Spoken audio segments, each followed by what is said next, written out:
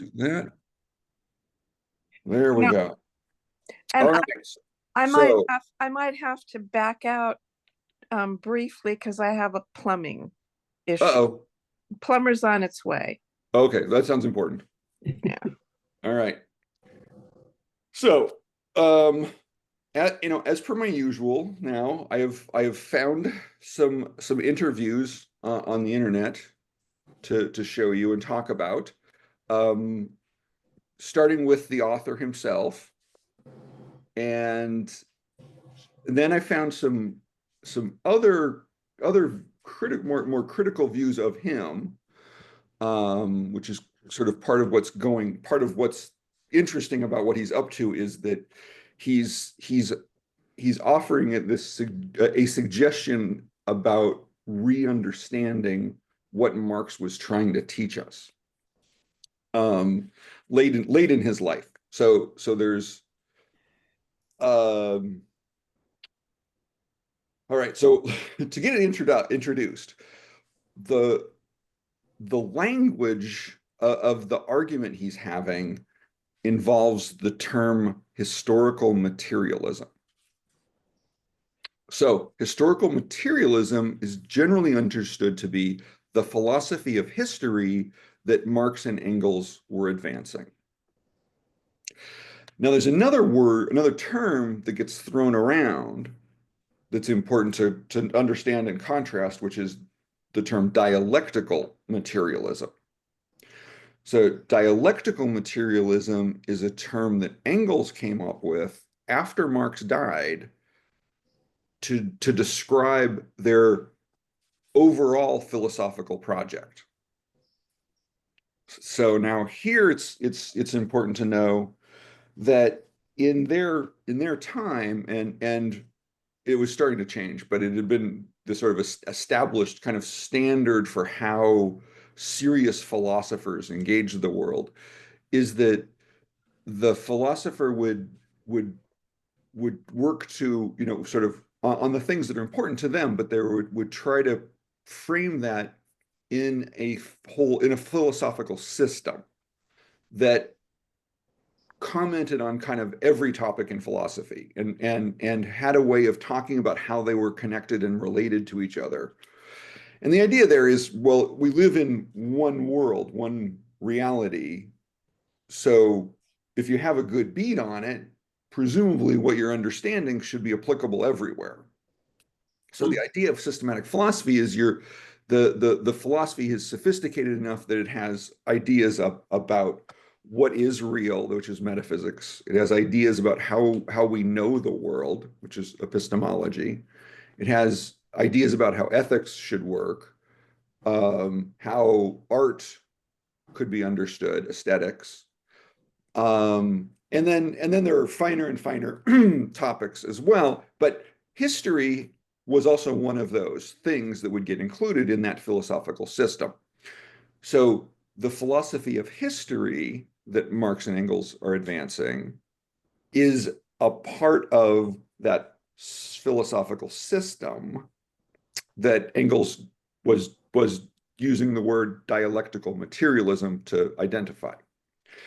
Now, okay, so historical materialism is a term Marx used kind of. In English, his phrases usually put the materialist philosophy of history, but so amounts to the same thing.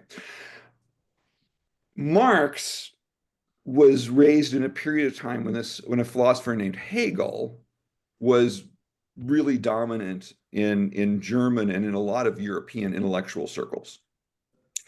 And Hegel was famous for his philosophy of history. And we've talked about this.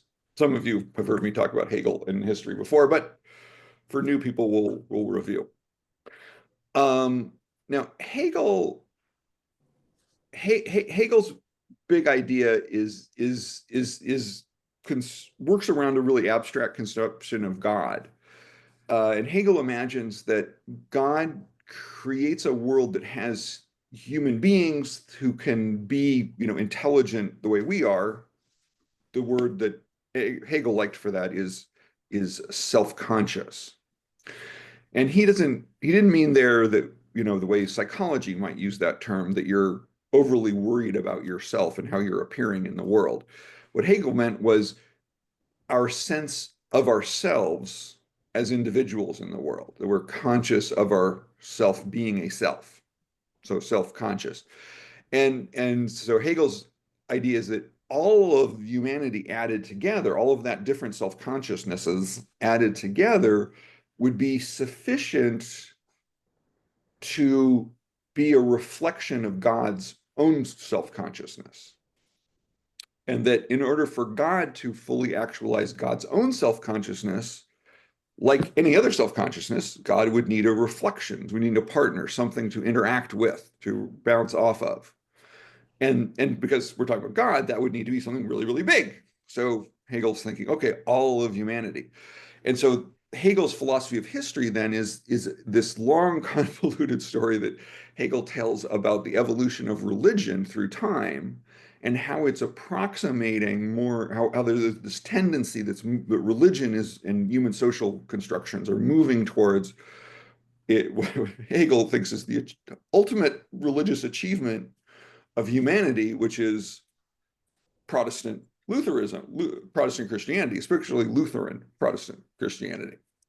And of course, the highest philosophical achievement of humanity then is the philosophical understanding of this very abstract Lutheran Protestantism, which is, of course, Hegel's philosophy. He was not known for his modesty. So Hegel's and he's the most important philosopher in the world for like 100 years. So the world was reflecting back to him that he was that important. So it wasn't insane for thinking that his philosophy was that big a deal, because in some ways it was that big a deal. Anyway, um, in Hegel's philosophy, God is pulling humanity towards this state to be this reflective partner for God's self-consciousness. And there's a fancy Latin term we use for that, which is teleology. So, and this will come up a little bit in conversations we have with this class. So Hegel's philosophy is organized towards a goal. Greek word for that is telos, an end. So teleology, it's teleological. God's pulling history along. Okay, so in this construction, all of this is happening in a realm that is beyond material reality. And the way philosophers have talked about that is to use the term idealism, which in English we add the L to kind of make it easier to say. It really should be ideaism, but doesn't, people trip up on their tongues. So we add the L, and then of course then that adds interesting confusions because Yeah. idealism sounds like idealistic. And that's not at all what's going on. It's a different kind of different thing here, different idea. So God's existence would be ideal like, not material like, is sort of where this is going. So it's idealistic.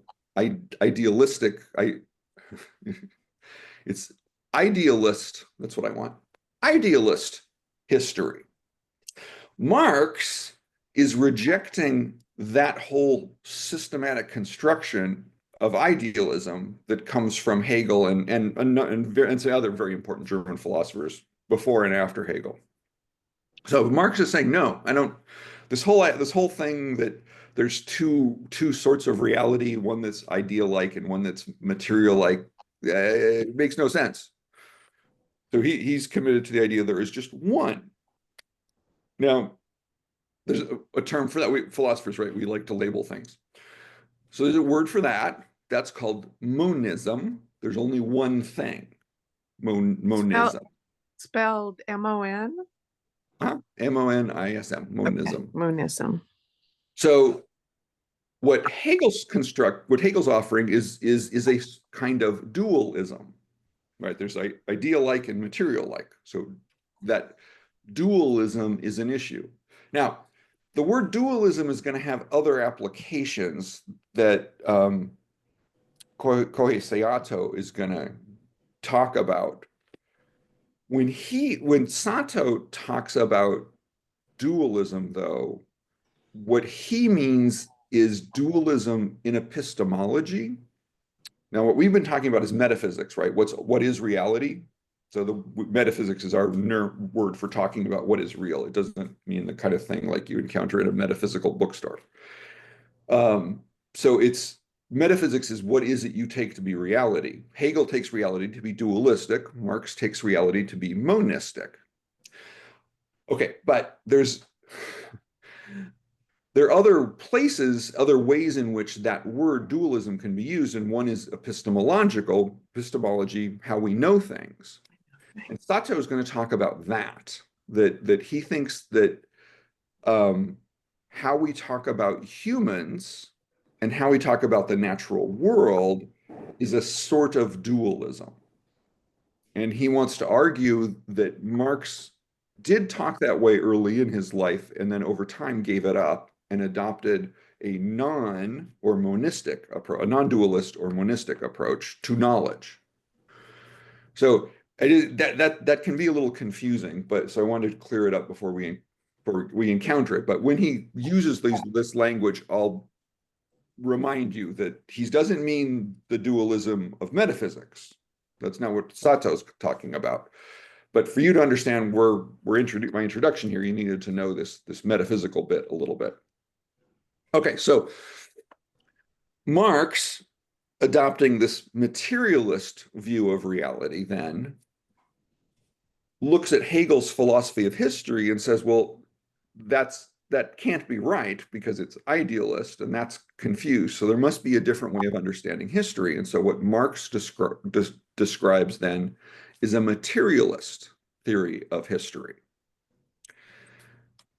Historical materialism then becomes the word for that. Marx's materialist theory of history.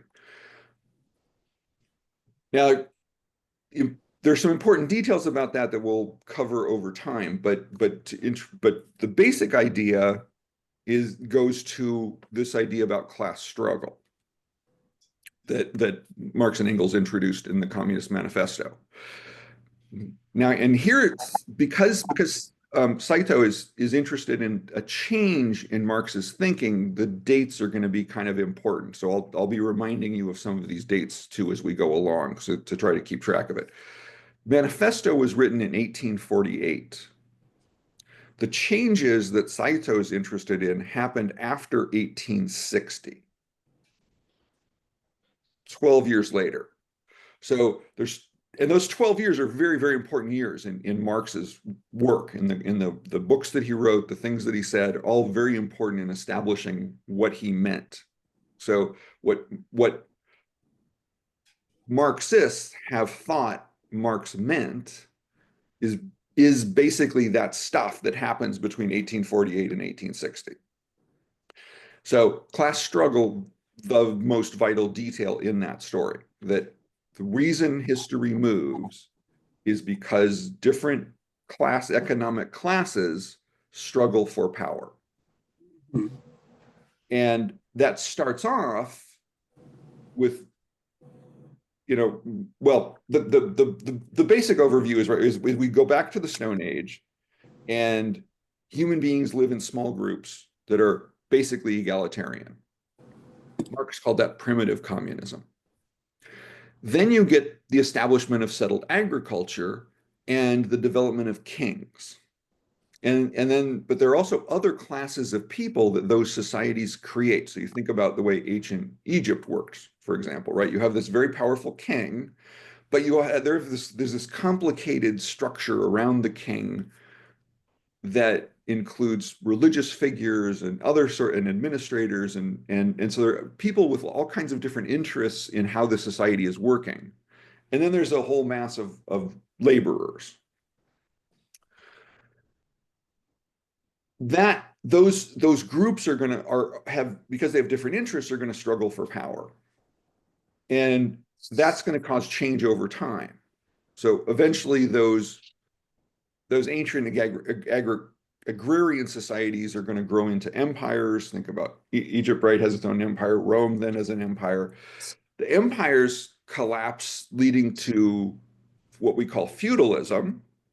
Feudalism reproduces the different layers of classes so that there's a few to notice, and it's but they've shrunk a little bit. So most especially they're going to be the king, and then it's going to be the religious hierarchy. Think about the Pope and the importance of bishops in this in Christian Europe in the feudal period, and then they're going to be lords who are overseeing sort of the land and production, and then they're going to be the serfs.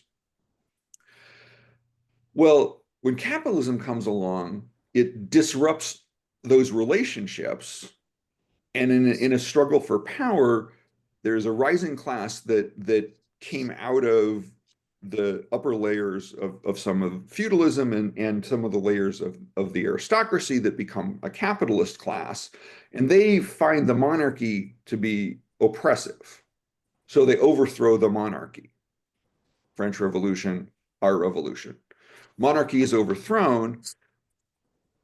So capitalism then creates a system in which there are principally two classes of people. There are capitalists who own things and workers who work for them. But the struggle between them keeps going on, right? So the capitalists always want more, and the workers want more because they're being exploited. So they're kind of naturally going to want more. And Marx thinks that that capitalist system of class struggle would resolve itself when capitalism collapses or is overthrown. And here it might depend on what period you ask him the question. In 1848, he would be most likely to talk about capitalism collapsing. By 1870, especially, he seems to be much more likely to talk about people doing things to overthrow it. So that's going to be an important change in understanding this historical materialism. Does historical materialism mean that capitalism will itself collapse under its own weight? Or does historical materialism mean workers organizing to overthrow it, which is what the Soviets did? Was they didn't wait for capitalism to collapse. They came in ahead of time and said, okay, enough of this. We're going to just overthrow it, even though it was really early in kind of capitalist history for Russia. Richard, excuse me. Was Russia really capitalistic at the time? Didn't they have czars? Yeah. So no, that's the point. They're skipping. They're saying we're going to just skip that whole thing. We're not going to worry about it. We're going to Oh, take control of history. I That's that, see. which is actually Lenin's, which is the innovation we associate most with Lenin, saying we're and for the old view of Marx, well, that's skipping stages. You're not supposed to do that. The stage order for a reason. Capitalism is there to do something, which is prepare the way by actually, because it's so exploitative, it can build up lots of wealth, and then socialism can take over the wealth that capitalism built and share it equally and create a more just societies. So that's kind of the ultimate picture of where that's going. Okay. Or people are going to get organized and overthrow it. Now, the issue in there is something that's called a falling rate of profit, which is an issue that Marx identifies, and I mean, it's not, the capitalist defenders would argue that this isn't real, but for Marx's understanding of this, because workers cost money, and it's a complicated economic thing, and I'm not an economist, so I can kind of repeat it, but I don't know that I actually truly really grok it, as they say. Anyway, but because workers cost more than machines, the capitalist wants to always move away from trying to pay workers. But if workers don't have any money, they can't buy stuff. And so you have this problem where crises get created. That's called a crisis of overproduction. So too much will get produced, and then prices collapse because people weren't buying it. But then when the prices collapse, people get laid off, and so they have even less money to spend, and you can have this kind of downward spiral, which is what happens in a recession. And what mainstream economists worry about is that recession getting into a cycle that's self-reinforcing, and you end up collapsing the economy, which is what Marx is saying is going to happen. Capitalism will someday do that. That's early Marx anyway, saying capitalism just has this tendency. It's likely to just happen sometime, and you may not know when it's going to happen. But all of this is being driven by the fact that because of this problem between how labor needs to be paid and machines need to be paid, and therefore how capital is invested, the amount of return the capital gets tends to go down over time because labor starts to take up more and more of it, because the machines are useful for a certain period of time, and then they become less useful for the workers. You need to rely on the workers more, and then eventually maybe you'll find some machines to replace it. But while you're relying on the workers more, the rate of profit has gone down. So the percentage return on investment that the capitalist is getting has this tendency to decline. So capitalists are therefore motivated to keep finding ways to stop that decline. They do that by speeding up production, by finding new technologies, by finding new markets for the things they're selling, finding new places to get resources, so that resources might be cheaper. So Marx is identified there are lots of different ways, strategies the capitalists are motivated to find to disrupt that falling rate of profit. But because that's just the natural tendency in how capitalism works, it's a constant problem. So they're constantly driven to try to find ways to compensate. And so that's why capitalism is sort of insatiable. It has to keep growing. Now, that's going to become a vitally important issue for our conversation, right? Because on a finite planet, logic dictates you can't just keep growing forever. So it seems like there has to be a wall somewhere, even if there are little hurdles along the way that the capitalists find ways to get over.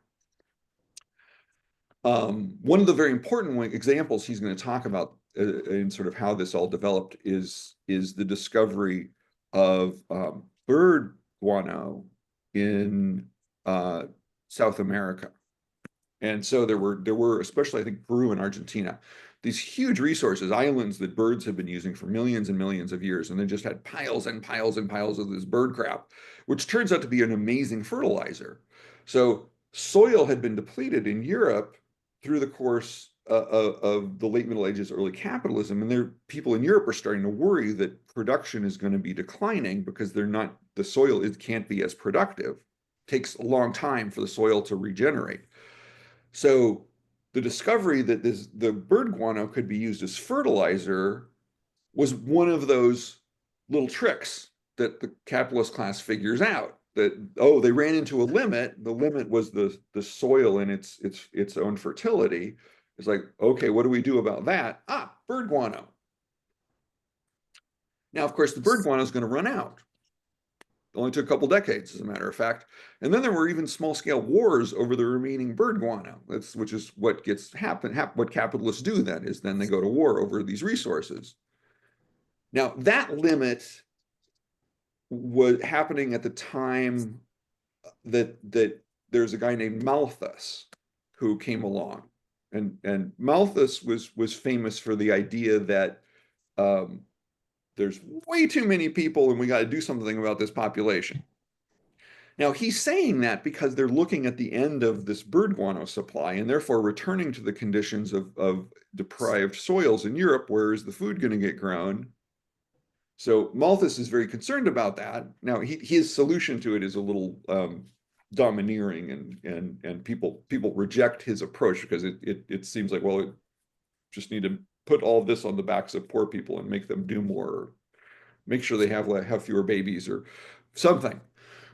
But a clever chemist named Fritz Haber figured out how to get nitrogen out of the air. Nitrogen fixing. Okay, so that hurdle, got over that hurdle again, nitrogen fixing. So that's just one example, right? So there's these hurdles that the system runs into, and the issue is, can it get over the hurdle, or is that hurdle going to become a wall? If it's a wall, then we're looking kind of at the end of the system. If it's a hurdle, maybe they'll get over it. And figuring out which one you're dealing with is an important issue for history. Okay, so the big issue that we're encountering in Marx and the Anthropocene then is going to be the idea that Marx later in his life recognized the importance of environmental concerns and shifted his thinking in a way that led him to emphasize patterns in history, which is sort of what his philosophy becomes, is there are these patterns. It's not, God is not drawing history someplace there, but there are these patterns, and we can see how history moves along. It can look like, and sometimes people talk as if, there is this inevitable path. Now, and Marx himself was not saying that. He wasn't saying that the path was inevitable. He's saying there's tendencies, and sometimes the system will figure out how to overcome a problem. So it's not an iron law that things are going to go in just this one direction towards socialism. That may be a tendency, but you don't know how that tendency is going to work itself out. Biologists have come up for a word for this, because evolution looks a lot like someone intended it. Right? The thumbs are such a good idea. It just looks like couldn't have been an accident. Well, it turns out it was an accident, but it looks useful. It looks like somebody intended this accident. So they call that teleonomy. So teleology, God is pulling it. Teleonomy, something's pushing history. In the case of biological history, it would be natural selection. So Marx's philosophy of history is teleonomical, because he's talking about history getting pushed by class struggle, and that the push tends in certain directions. So teleological, teleonomical. Sort of an important distinction here. And then the really important question is going to be, what is it that people, what's the role of individual action or collective action, but human intention in this story? Can human intention intervene, which is the way Lenin talked? We're going to make a revolution, make it happen. And so should Marx, this is the debate, should Marx be understood as saying, with the traditional understanding of historical materialism, no, we're waiting for capitalism to collapse under its own weight, but we should get ready for it. And so his organizing then is meant to get ready for the collapse. Or should we adjust our understanding of Marx based on newer understandings to see that, oh, he actually may have agreed more with Lenin than we thought, or at least that Lenin's not as innovative as we thought, that Marx himself was already saying these things. Now, the interesting bit here, because one might ask, well, how is it one can have a debate about what some guy said 140 years ago? Like what's left? It's 140 years ago. As it happens, there just is a bunch of material from Marx that scholars didn't get a chance to look at. It just was sitting around, and nobody really knew it was there or knew what to do with it, and they weren't paying attention to it. And it wasn't published, so it wasn't like people could go up, you could buy a book that has Marx's notebooks on natural history. But as it happens, he was busy reading a lot of books about natural history and other things we'll talk about. And he keeps these notebooks where he's making his notes from his reading. What is it he's learning from this book? What does he think about what he was reading in the book? Those notebooks were saved, but just archived. And that material is slowly being published. but scholars have access to it if they go physically to the place where the archive is, which with the primary one is in Berlin. So Marx and Engels, let's see, I have Marx and Engels collected works here behind me. They amount to 50 volumes. That's his published work. Wow. Wow. That was actually the published work after as of Engels' own lifetime, which tells you something. So the material that wasn't published at that time is at least as much. Wow. And most of that has still not yet been published. So there's like 80 volumes of material that's in these archives that people weren't reading or looking at or talking about for these 140 years. So Saito did his PhD in Germany. He learned German, became fluent in German, started spending time looking at these notebooks. So he's actually reading things that scholars of Marx didn't even know about. Mm.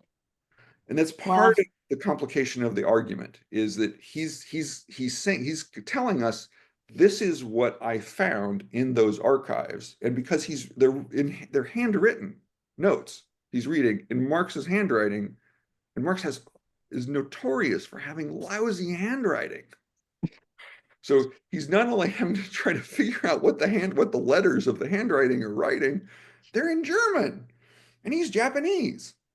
So he had to become familiar enough with German to be able to read Marx's German notes.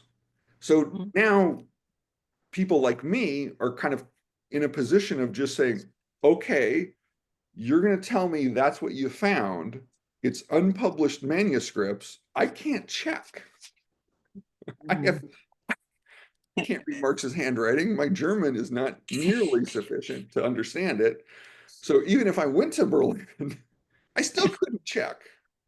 So I'm going to trust that he's basically right about what he found in those archives. Now, and there are other people, he's not the only one. So what he's saying is not contradicting other people who've read the archives. So it does, as far as I can tell. So I think there's reason to think that, okay, what Saito tells us he found in these later notebooks, and so therefore what Marx thought towards the end of his life, or was thinking about, I guess is maybe the better way to think about it. These are the ideas in his head because he's writing them. We're going to basically trust that he's right, that's those notebooks, that's what you found. Okay, we'll believe you. All right. That, though, kicks up this debate because the things he's finding are contradicting this older understanding we had about what Marx was saying in particular. Can you skip a capitalist stage or not? So it seems like Marx was saying at the end of his life, yes, you can. And he was writing to Russian revolutionaries, and one in particular he corresponded with, saying, here, good idea, go run with that. Yes, I think you should do that. Which in Marx's mind actually had more to do with reimagining an old form of communal life. And there were still some really significant agricultural communes in Russia before the revolution. And so he's looking at those as an opportunity for how to reorganize society. So it's not quite the idea that it's not quite the revolution Lenin has in mind. It's a little more gradualistic than like total state power. It's more we have the opportunity with these communes to reimagine them and sort of use them to kind of take over the economy. And which is actually an idea that's still kind of around. People are pushing it now. The version we're using now would rely on worker cooperatives. Mhm. And the idea being, if you could build worker cooperatives into the economy and give them enough power where the worker cooperative could compete with ordinary capitalist firms, over time, workers are obviously going to choose worker cooperatives if they're going to go to work somewhere. And then in the worker cooperative, they also become an owner, and you could transform society that way without having to create a political revolution that seizes state power all at once. So anyway, so all of that's sort of floating around as possibilities to think about. What is Marx advocating? The other related to that, in this usual, or maybe we'll say traditional understanding of historical materialism, was the idea that what we now call global South, the undeveloped world in Marx's imagination, in Marx's terms, or third world in older terms, older for us. His thinking was that those societies needed to also pass through a capitalist phase in order to have the development that capitalism can achieve. And so there's been this tension between Marxists and environmentalists, because the Marxists are saying, well, these societies need to go through this stage of development. So they have to have the resources to develop in order to have something that is post-capitalist that could be more sustainable. And environmentalists have been saying, well, but I don't know that we have time for that. I don't think that's going to work. You're going to destroy too much of the environment as you do that. And so there's been this tension then. Historical materialism seems to be saying we have to develop. We need to increase forces of production in places that don't have it.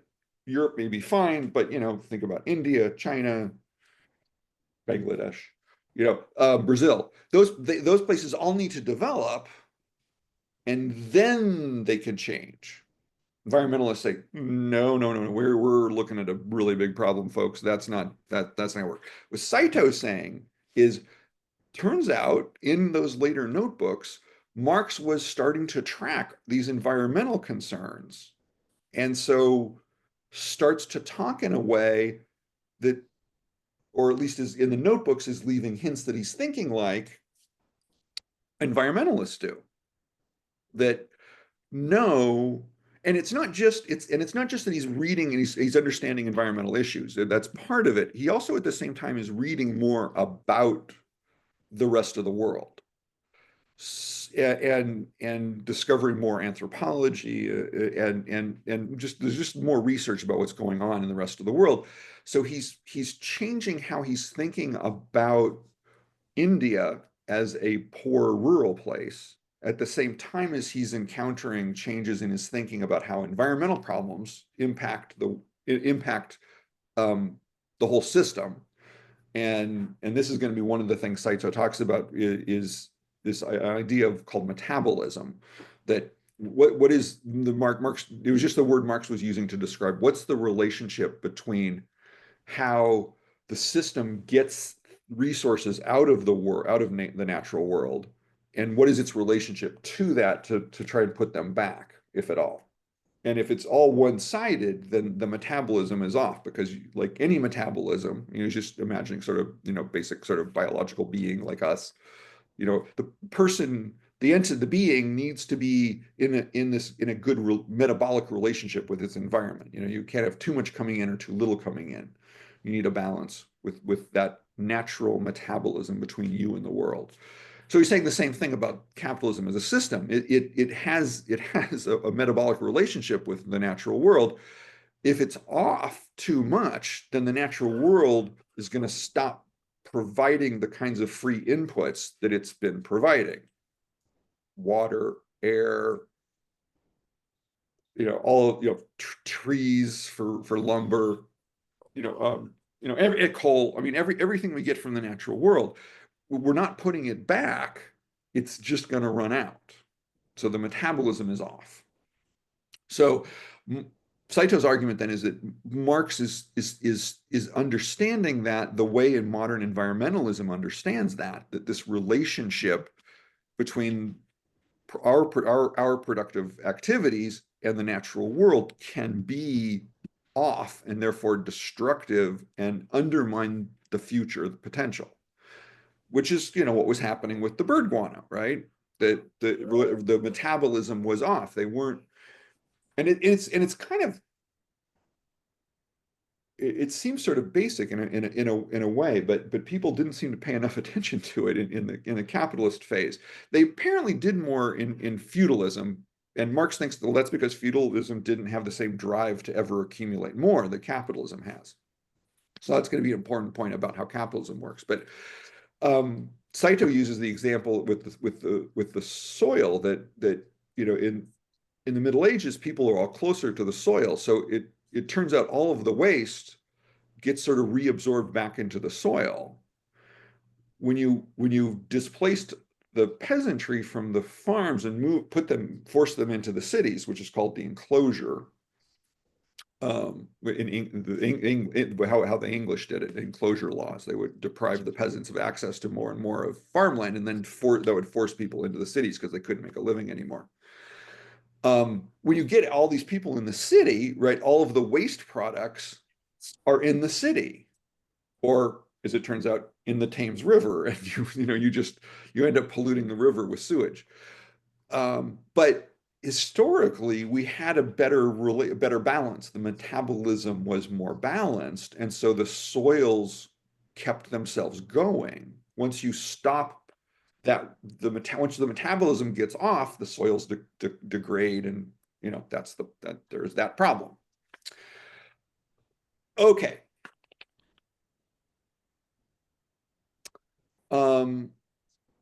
So with going forward, I'm gonna try to focus on those debates, sort of as I've just laid them out. In the book, he goes into a lot of kind of technical arguments inside Marxist philosophy about how some ideas have been received and who has altered them in some ways and who's furthered them. And so some of that I think I'll have to talk about a little bit to explain comments that people are making in the interviews that I'm going to show you. But what that means in the end is that there's a bunch of the material that is just sort of more technical than we're prepared for in this context. I did notice that. I'm like, oh my Especially goodness. the first half. Yeah. So the first half is really heavy on those kinds of debates. At which, I'm familiar with most of those people, so I found that very interesting, but I don't know that you all are going to be as interested in the minutia of those sort of internal debates.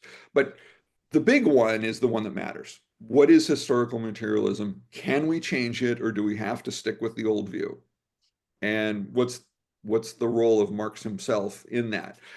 Which is also sort of becomes kind of interesting, right? Because you end up with where it sounds like some people are saying, well, this is what Marx said. This is what we always thought Marx said. And because Marx said it, therefore, and published it in a book, therefore, that's what we're going to think because Marx said so. Like, well, okay, he's not a prophet.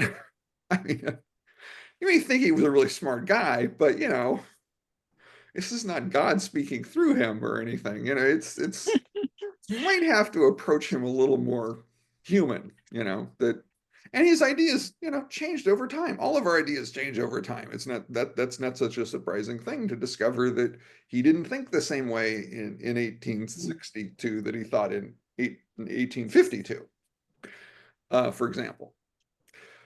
So anyway, so there's some of that going on that we'll kind of have to maybe notice it and try not to give it too much weight when someone's making that kind of argument from authority. Well, Marx said, but then the problem is what we're actually trapped into, or what he's brought us into the midst of is a whole larger argument about what Marx said, because he's telling us Marx said something different. So, okay, so Marx said something different. And then you come back to, well, do we care?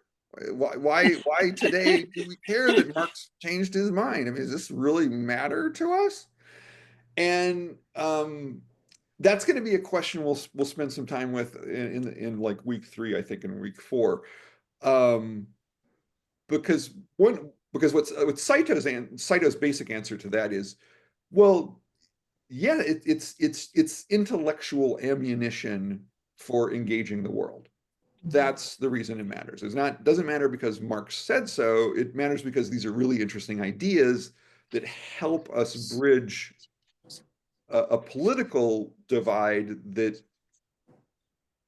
has been in the way of progress, of social progress, in the last 50 years or so, because environmentalists and socialists had not been cooperating the way they could have. And so if you have the intellectual resources to bring those two ways of looking at the world together into harmony and see that their project is actually the same project, then that could be powerful. So it's not Marx said, therefore oh, it happens. Marx has this really interesting idea that might help us with this problem we find ourselves in right now, where these two political forces that both want a kind of progress, but independently are not getting it, but together they might be able to get more done. And that's why, for Saito, that's why this matters.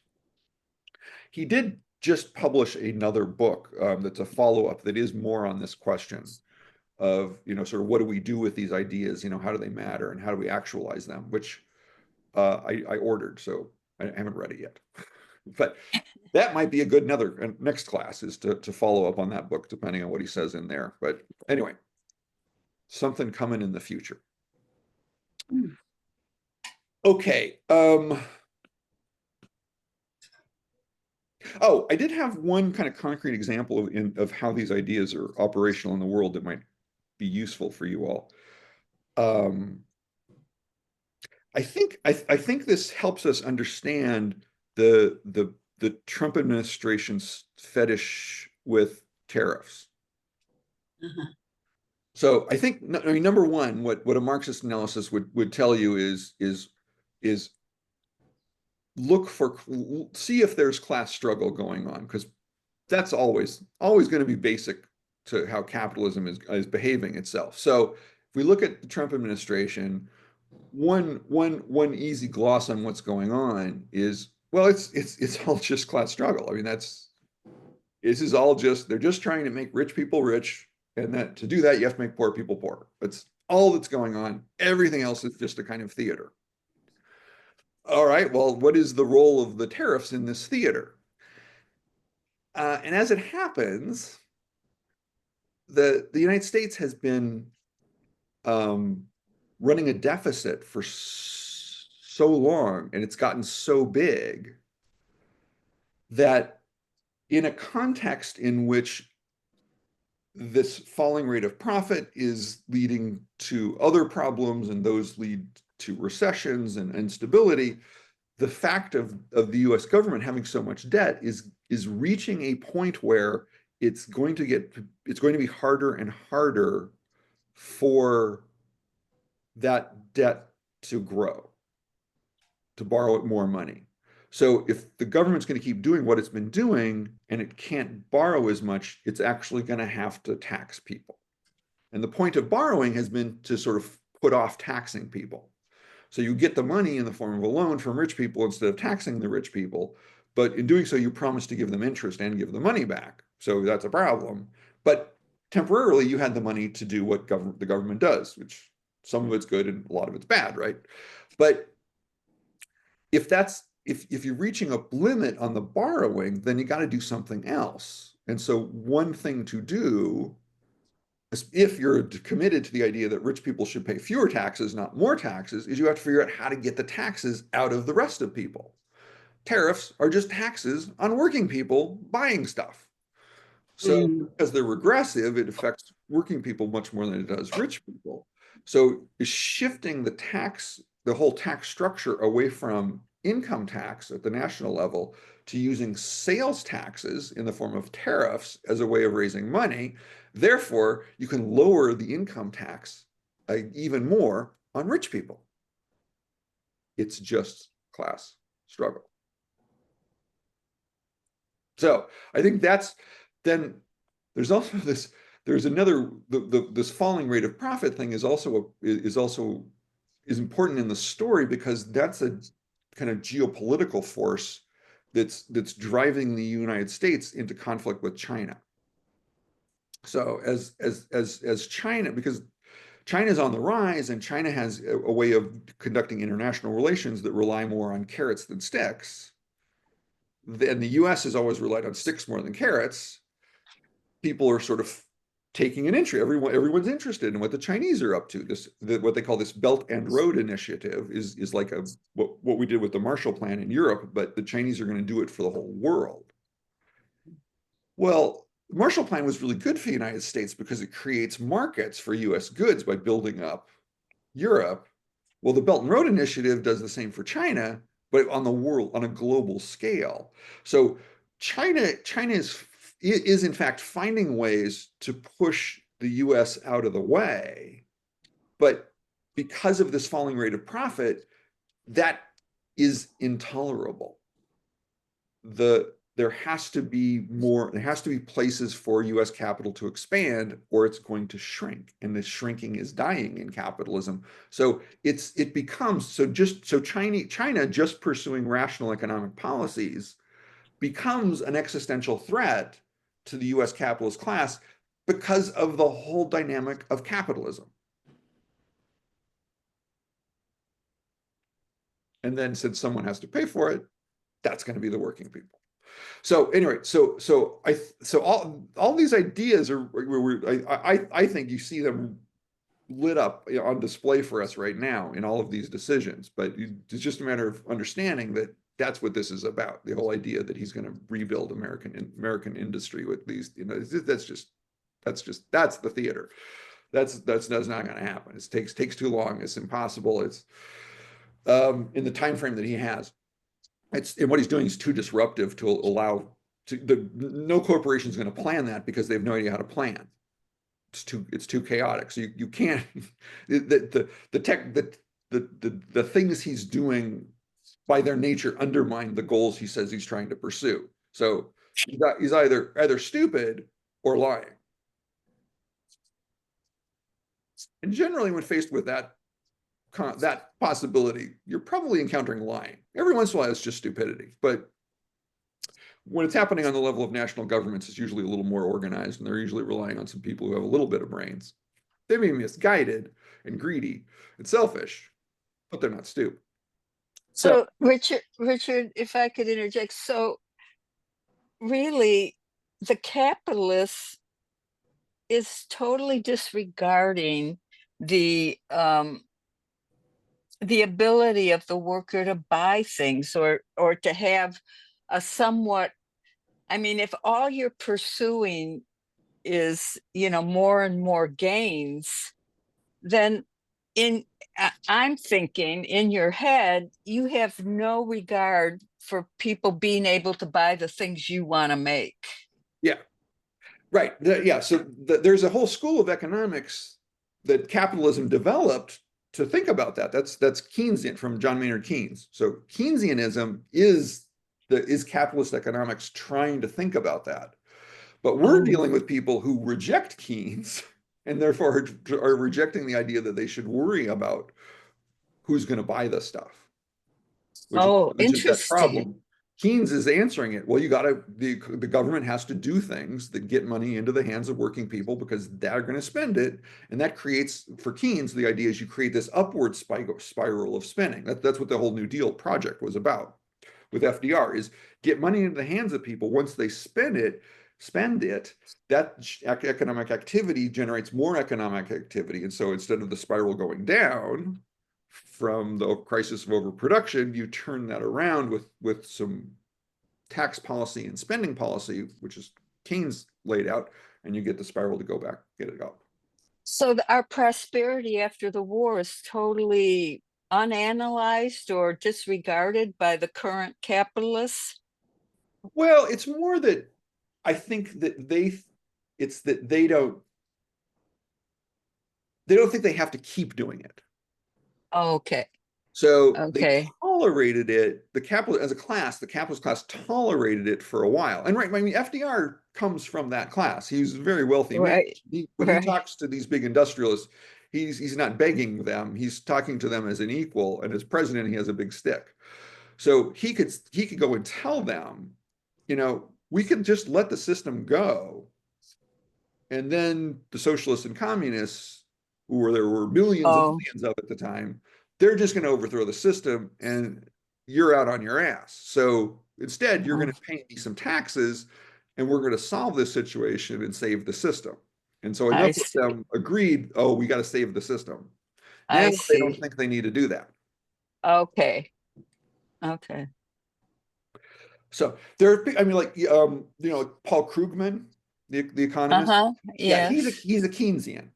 So Oh, he represents that kind of point of view in ruling class circles. But that's been in ruling class circles. That's become a very minority point of view. So instead it's no, we'll just use.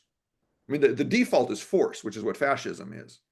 Is that okay? If the masses are dissatisfied and the economy is collapsing, rather than solve that problem by giving them more money and putting them to work, we're going to solve it by blaming somebody else and creating a police state to suppress them all.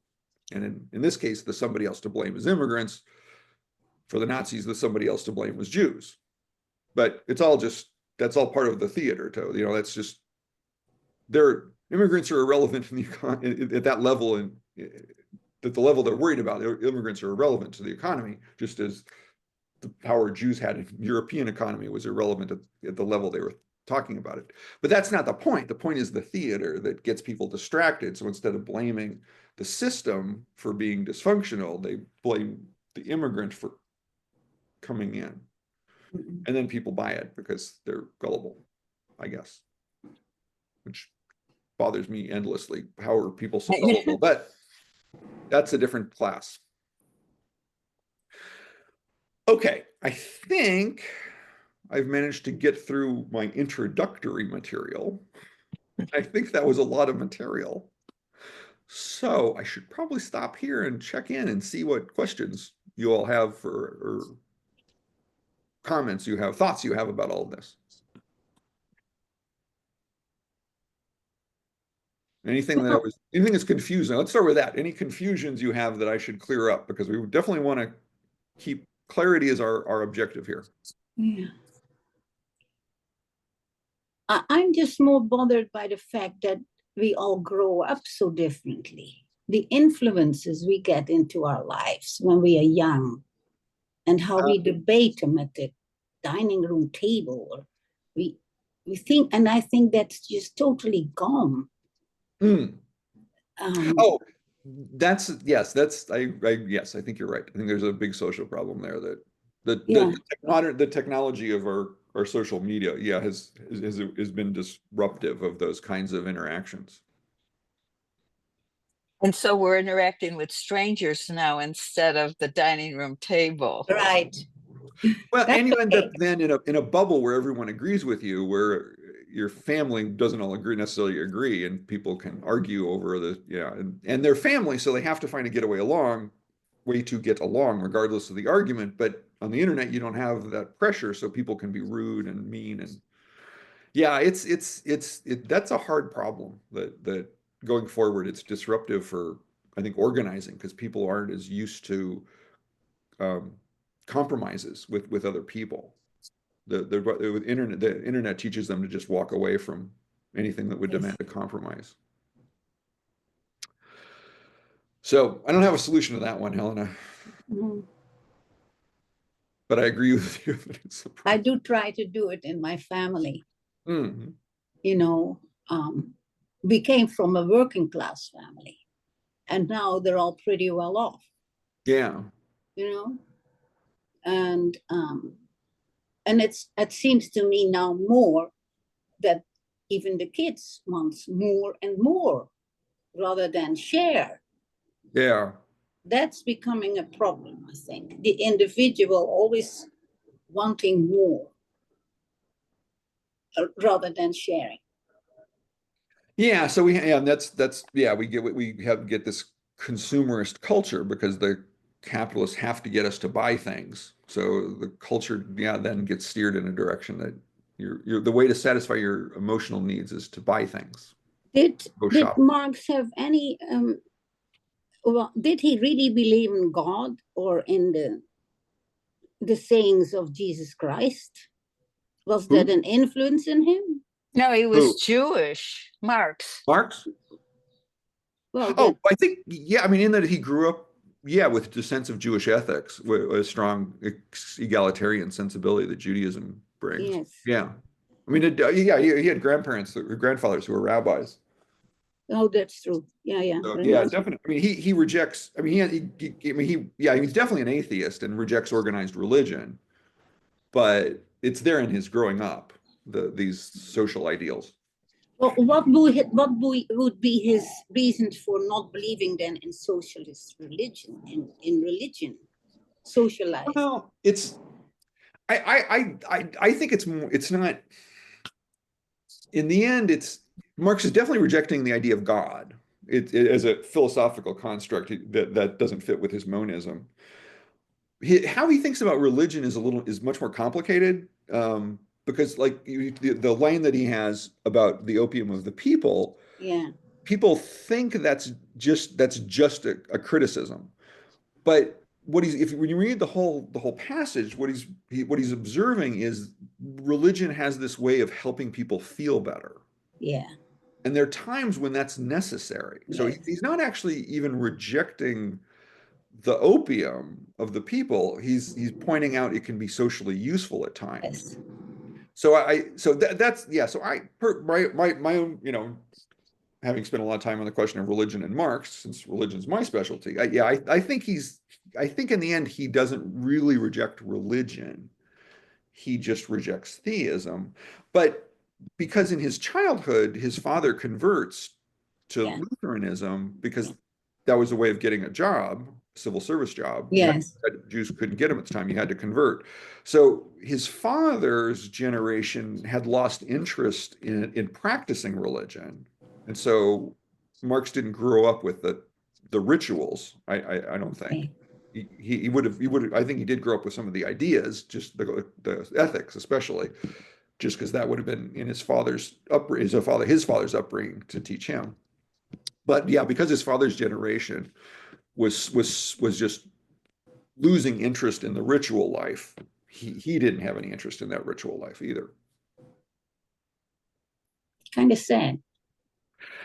Well, In a way, but it's also, there's an ebb and flow in these things, and it's Hegel calls it dialectics, right? Yeah, Things yeah, things create their opposites, and it's that you get this reaction to the hard demands and feudalism of what the church wanting to control people's thinking, and so then you can get the Enlightenment having this really strong reaction to that kind of the social control that's represented in organized religion, and so they end up tossing out or challenging all of organized religion, while they really have their eyes or should have their eyes properly on just religious authority was really the problem, as opposed to the religion itself. But oh, good that's just point. how people often behave, right? You go a little too far one way, and then there's going to be a counter reaction that might go a little too far the other way, and it's sort of swings back and forth. I know it's kind of futile, but I often wonder what philosophy our Western world philosophers would have had God not been part of their world. hmm. Yeah, but yeah, never. And Because almost all of them did until modern time. God played a role in their philosophy. yeah, and I think this a standard Marxist view would be they would have created something else. You needed a way to justify a king, and so this divine right of kings, very very useful for justifying the king. So they needed something, and if they didn't have God to rely on, they Oh, would have I created see. I something see. that would Yeah, I justify actually, the hierarchy. I actually thought in the beginning that the Jewish people that they wanted to put God into the world. So the work was to put God into the world rather than they look up to the God. Yeah, it's because Judaism doesn't have historically a really strong idea about afterlife. I mean, there are periods Oh, where that's more interested or less, but there's no formal yeah. No heaven. or yeah, there's no formal afterlife in Judaism. So Christianity does introduce a whole lot that's different in ways that, yeah, if Judaism had sort of triumphed somehow in the early days of the church, if the church had gone back with being Jewish instead of wanting to do something new, that, I mean, it's hard to know what would happen with that, because you still have the Roman Empire coming along and wanting to justify itself. And if you have even if it was a different new religion, you know, Constantine may have co-opted that one, a Jewish form instead of a Christian form, and that co-optation by the emperor is a powerful force. So it would have, and it would have changed how that religion had developed its trajectory. It would have, I'm sure, all kinds of things would be different about how Judaism thinks about the world, and the coherence it's kept by not being in power for so long. That had a profound effect on Jewish ethics, being egalitarian, where So, Mhm, so this notion of falling rate of return, mhm. it seems to be a driving force. Like there's nothing else in the vision. Yeah, so this is the reason too. Marx, and this is going to be important when we get to some disagreements with Saito in a few weeks. Um, the what when Marxists are being really clear, a Marxist thinker is being really clear. What they're going to emphasize is it's about the system, that individuals are making decisions. So the individual capitalist, you might look at that person and see, like someone like Musk is just, this incredibly greedy jerk who somehow managed to accrue power. Yeah.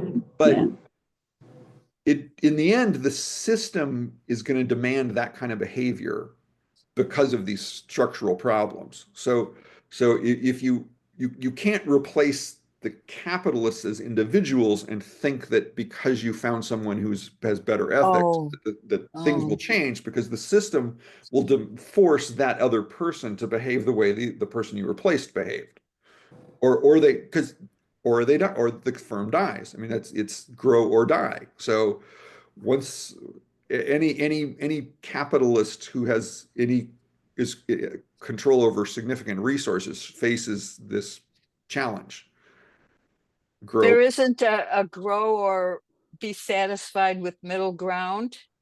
Well, so the system isn't allowing it. Which is the point. Oh, You have to. That's why you need a revolution in the system, Mm. or nothing will actually change. Because just swapping who's in the chair doesn't change Okay. what the Okay. chair demands of them. All right. Yeah. So you got to change the system, and that will be that because Saito is going to talk in here. I'm not seeing the next book. I'm really curious about. In what we're talking about, he's very much a gradualist, a reformist. He's not talking like a revolutionary, and so the criticism I'll bring in is from a more kind of traditional, in that sense, Marxist critique, that you really have to figure out how to undo the system. You can't just reform the system. You have to totally change it.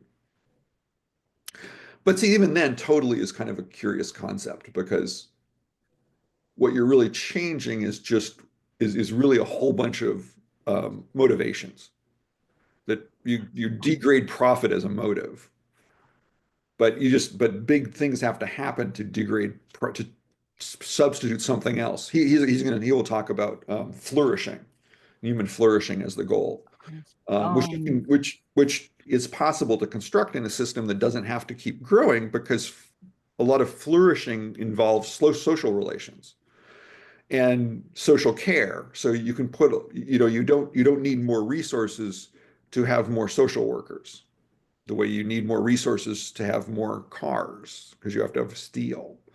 But you have lots of people. People can have different, you create lots of different relationships where it's more about care and cooperation instead of competition. Yeah, but these people too have to be paid. Yeah, They but have no, to have it's a just that life. you don't need if the system is organized, the idea is to organize the system around a steady state. I mean, he's going to talk about degrowth, which is really means relative to where we're living in Western Europe, the United States, and Japan, that we need to have less stuff.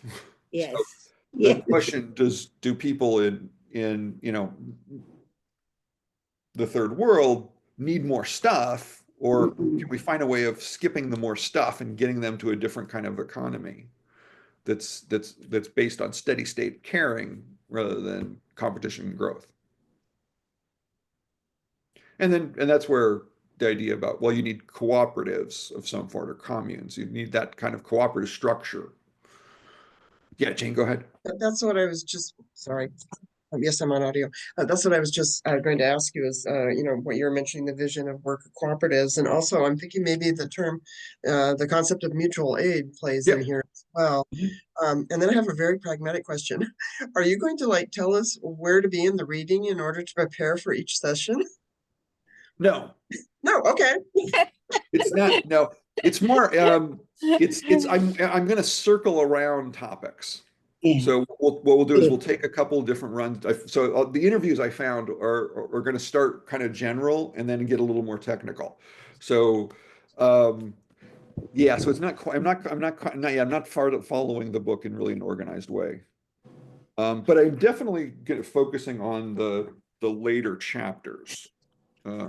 So if you have the book, it's gonna the stuff that's all really relative to us is going to be the stuff after page 100.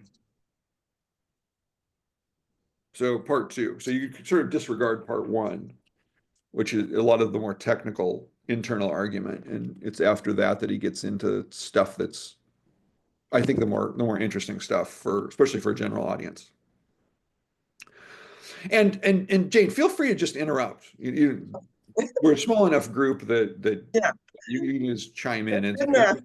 I am perfectly prepared to tolerate any and all interruptions. Just when I'm Especially learning if I'm to use the raise my hand function, right?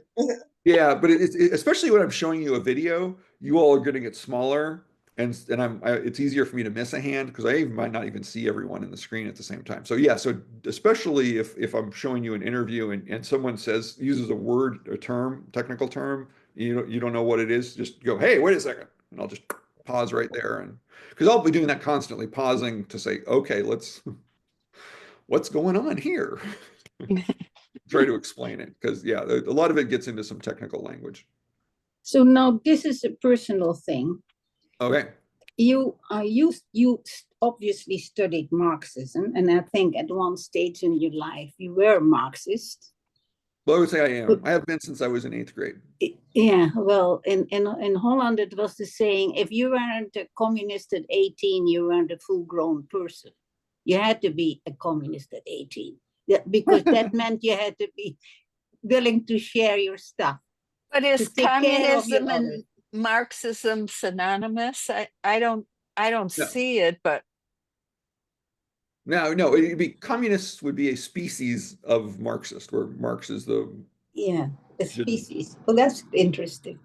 a subset or a version or subset, okay. Yeah.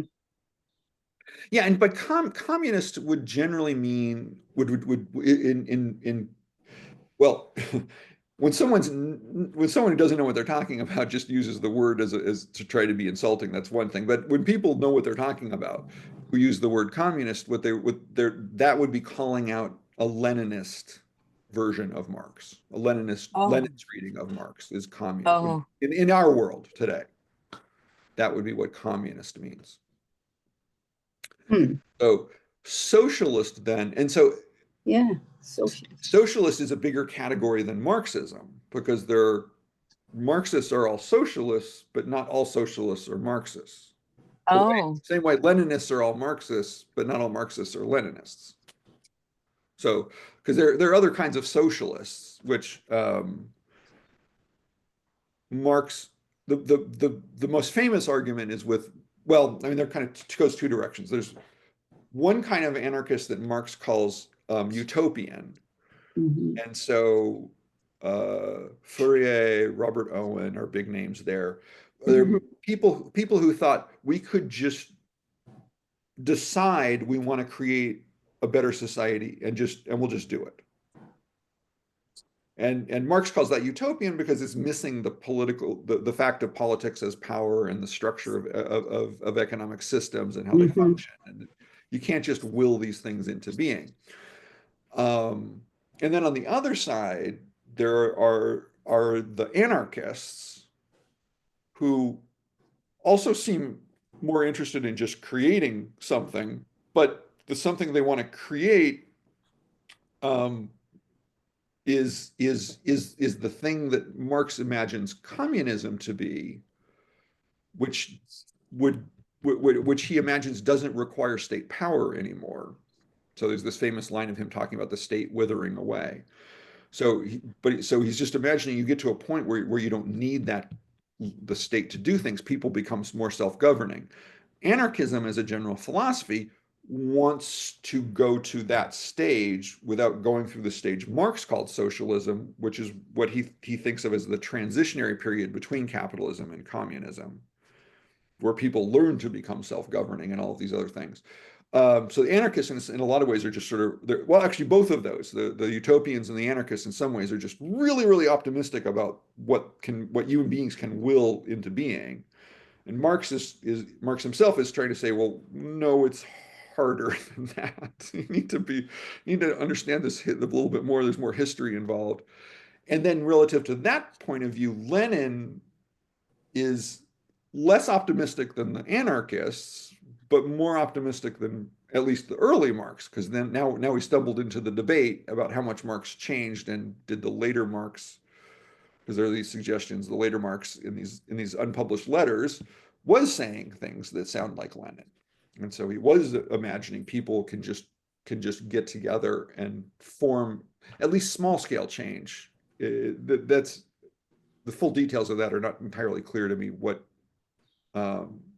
meant there, because I'm not as familiar with the context of pre-revolutionary Russia to track all of it. But there a lot of that there's one pole at which the question is, how optimistic are you about what humans can just will into being? And if you're really, really optimistic, you're a utopian. And if you're sort of or you're an anarchist. And if you're just only slightly optimistic, you're a Leninist. And if you're pessimistic about it, then you're Marx old school. So lots of different points of views for people to argue about. Today they want the government to wither away. Well, so there's this libertarian thing, which has resonances with the anarchists, because they're both really interested in getting rid of the state, but they're definitely in a different way. The anarchists, though, imagine a socialist society with no state, where the libertarians want a capitalist state with no. Oh, that's an interesting distinction.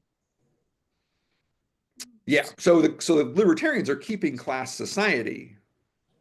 And so for the Marxists, for every kind of species of well, I think even of the socialists, I think it's fair to say every species of socialist would look at the libertarians and say, why do you think this is going to work?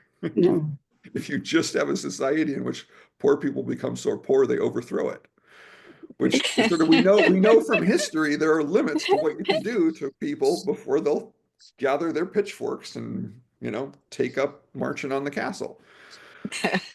But the libertarians seem to have this this reading of Adam Smith that says, no, it'll all be good. But the weird part is, Adam Smith was a religious thinker. When he talks about the invisible hand, the invisible hand is God's hand. And so when you get libertarians, modern libertarians who are also atheists, and they're talking about the free hand of the market, it's like, I don't think you paid enough attention to that. I saw a meme that's going on in him. I saw a meme where somebody said, Black people need to be more entrepreneurial and invest in and somebody responded and said, well, the capitalist system hasn't worked for poor white people. Why do you think it's going to work for Black people? Yeah. I can see No, it's okay. You go ahead. No, and I can see in hindsight how had we talked more about poverty as opposed to skin color, Mm.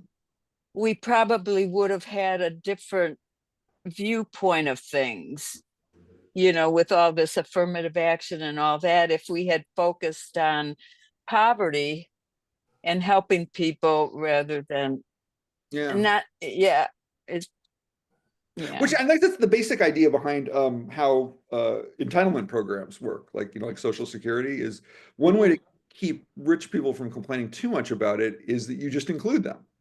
So if Yes. everybody's included in the program, you really can't complain that it's unfair somehow because everybody's included. And yeah, it works the same with race problems and poverty. If all the poor people are included and you're benefiting, helping all of them, all of a sudden some problems don't really matter so much. Right, I yeah. think people give up. I Well, see that's a it problem too. here on First Hill, and I see all these people sitting there against the wall, and they give up. There isn't even a fear. Even if you have fear, you may do something, but when you give up, there's nothing to be Yeah. gotten. That's the sad thing about it all, really. You give up. Well, it gets in Or- the way. I mean, the one thing as in good Hegelian fashion, one thing to keep in mind though is that the more they push, the more they engender reaction. So, I mean, people might seem overly complacent, but that doesn't mean they will stay that way as things continue to get worse for them. Well, But they couldn't people get do. any worse, Greg. I don't think they could any worse, Yeah, Richard. they could It is be not- shooting at, Oh, they can. they could be shooting us in the street. Oh, well, yes, but I mean, these people that I feel totally disenfranchised and don't do anything, they're just giving up. They're not participating in anything. They're not the revolutionaries. No, no. Yeah, it's more likely. Well, I mean, the usual view is to see the revolutionaries more as the working people who are discovering that they're losing out, despite all the stories they've been told about what's going on, that suddenly their life has declined so much that they have to respond.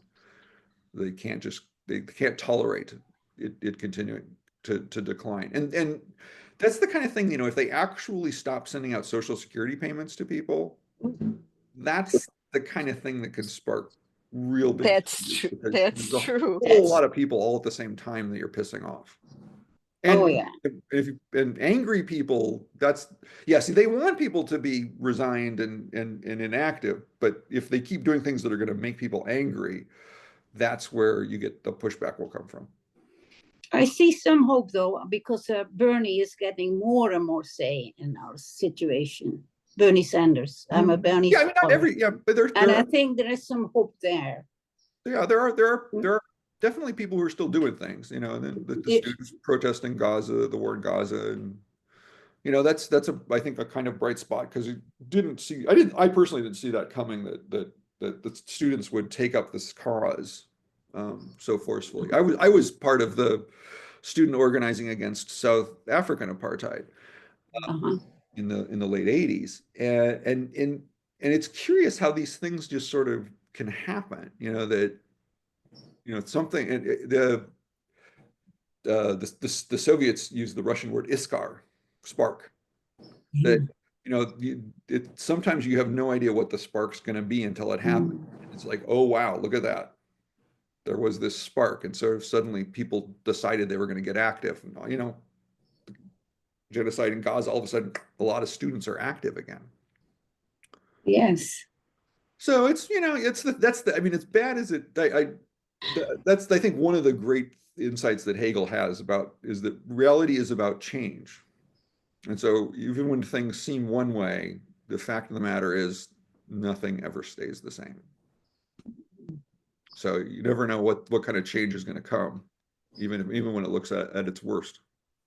And all things come to pass, right? I think so. There you go. Not necessarily for the good. Well, not in the short term. Yeah, not in the short term. No.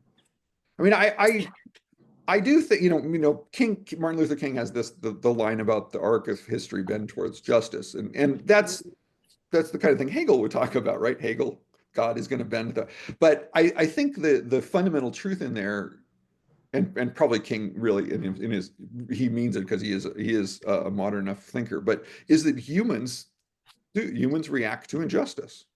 And that therefore the arc of history is going to bend towards justice. It's not God doing it. It's that human beings, you can count on human beings to resist injustice over time. Right. There is a certain unfairness that people, it seems to be kind of innate, whether, people notice unfairness, whether they agree with it or not, but they do notice it.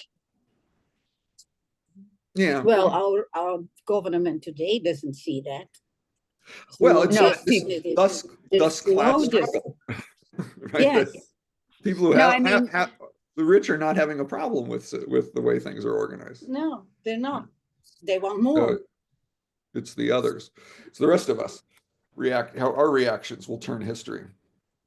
I'm amazed that even though I'm not religious, in the Bible, I mean, it says the love of money, not money, Yeah. but the love of money is the cause of the greatest evil.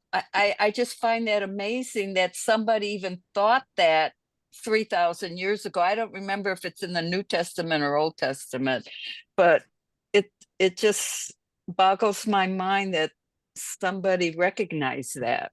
Yeah, I think it's from one of the prophets. So it'd be Old It Testament. was the Old Testament. I think so. Okay. I can't So tell you that which prophet said that, but yeah, that's even more amazing that it's older than the New Testament. Well, that was Jewish. The other way to think about it though is that that long ago they were closer to that egalitarian history than we are. We've had a lot more inegalitarian history to sort of get used to Right. acculturate us to the fact that there is injustice, there are hierarchies. But the farther back you go in time, the less that was true. So closer and closer to seeing what could have been and what they lost. Because there were in the big revolutions that brought in those kings were only like a couple centuries before the prophets really were writing that. And that's, I think a lot of it there is some of these they still had a sense of it of that egalitarian past. But I King think David, no. King David absolute in his power? No, it really takes Solomon to have that level of power. And for history, David is about 1,000 BCE, we would say secularly, but so 3,000 years ago is David. So the prophets are, by and large, a little bit newer than him.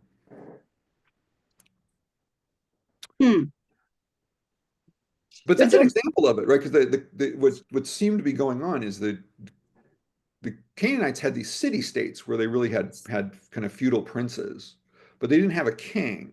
And so it was new to have a king. And they really resisted the idea of a king for a long time in that period, in that history. So it takes external forces from these larger empires to kind of drive the Canaanites together to form a different society that's going to have a king in it, and then you get this Israelite history replacing Canaanite history.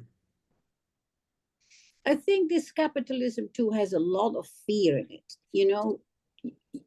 because we don't have the good social system. So you have a fear that when you have a need, there will be no one else. So you have to have that chunk of money or whatever you have, because you're going to go under. You can't trust your fellow man to help you.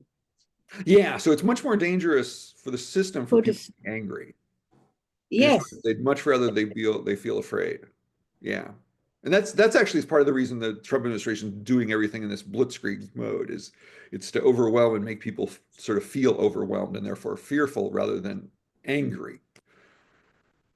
Yes. But anger tends to angry is good. That's I guess the point is they will eventually get angry even though they start out fearful.